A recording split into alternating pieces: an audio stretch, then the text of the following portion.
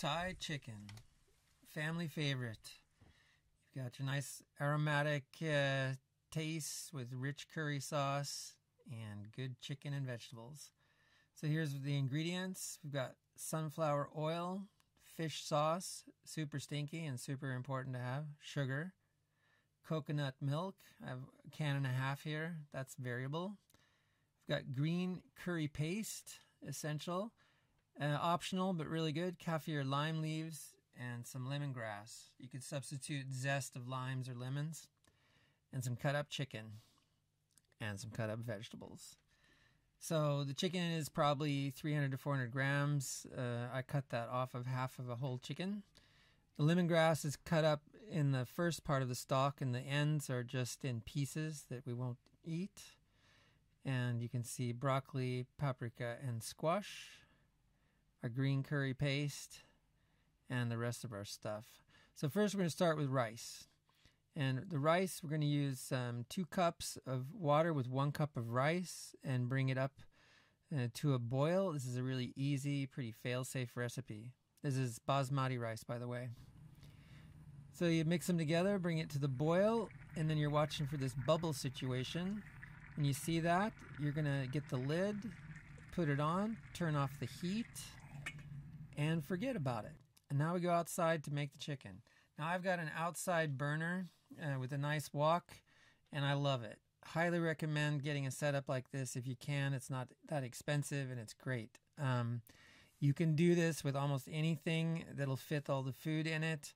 It won't be quite as much fun, maybe not quite as good, but yeah, it'll still be really good. So let's get started. So get a really hot wok, throw in some oil, which is sizzling because somehow a little water got in that oil. And then we're going to immediately throw in the chicken. The whole idea here is to brown up the chicken. And you really don't have to worry too much at this point. You can just have it on blasting hot heat and no worries. So I'm just pressing the chicken out across the bottom so it gets contact with the bottom. And then I'm going to leave it sizzling away until it starts to brown. Could have gone even a little longer, but you see you're getting some browning there. I'm just going to give it a stir and then kind of surgically go in and try to flip the pieces that didn't end up with the raw side down. This is not exact. If you miss a piece or two, it's not a big deal. But you're just trying to develop some browning in the beginning here. Once that's browned up, we're going to go for our curry paste. And we're going to just open that up, and there's a plastic bag inside, and you squeeze it out. And yeah, it looks like really good curry paste. The stuff tastes great. You've got to get past how it looks when it comes out of the bag. And so now what I'm going to do is start stirring that paste around and breaking it up, because you're trying to get the curry paste kind of stir-fried. The danger here is burning it. So you really got to keep it moving, breaking it up, moving it around. And at first, the chicken is helping you to not burn it because the chicken's providing a little moisture. But after a while, as you're going along, that moisture in the chicken will start going out and the risk of burning goes up. To save yourself, now I'm getting real close to where it'll start burning right now. I grabbed some coconut milk and put a little bit in so that I wet it out a little. This is not to make it like super wet. It's just to give me some playroom to not burn it. And since I got a little playroom now, I'm adding a little fish sauce so that fish sauce cooks with the chicken. It's not all the fish sauce I'm going to put in the whole recipe, but it's a start.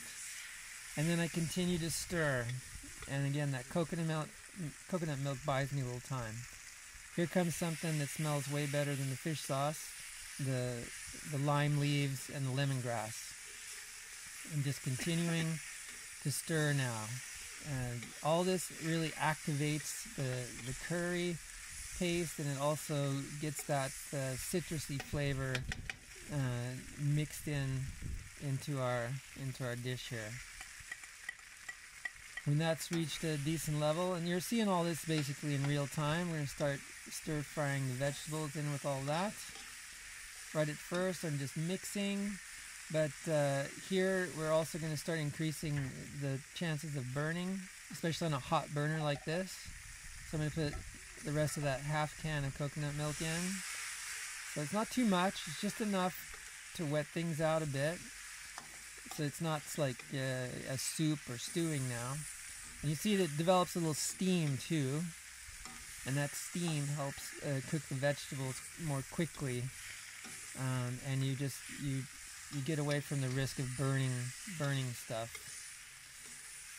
So real-time stir frying here. Here comes some more fish sauce. So like I wanted some fish sauce directly in on the chicken, I want that on the vegetables too. So, and then the stir frying continues. As I see the vegetables are starting to come along, I'm going to add some sugar. Sugar is very important. The dish isn't sweet really, but sugar almost always accompanies fish sauce, because fish sauce is kind of the salt element, and it adds some really great flavor that's nothing like it smells. Don't hop over it. But fish sauce by itself with no sugar can be a little sharp, and for some reason the sugar just takes the edge off that fish sauce, and the two of them together just make a great combination. So continuing to stir fry. Now the vegetables are getting towards done. Gonna add a little bit more coconut milk here. And I'm just kind of watching the progress of the vegetables as they brighten up. They're not going to get like super cooked. They should be a bit crispy and bright when you're eating this, not like cooked down to mush.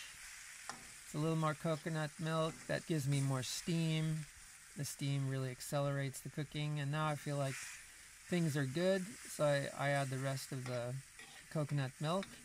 And at this point, you're just going to heat it through until the coconut milk is all hot all the way through, and then you can just turn off the heat, and you're basically ready to eat.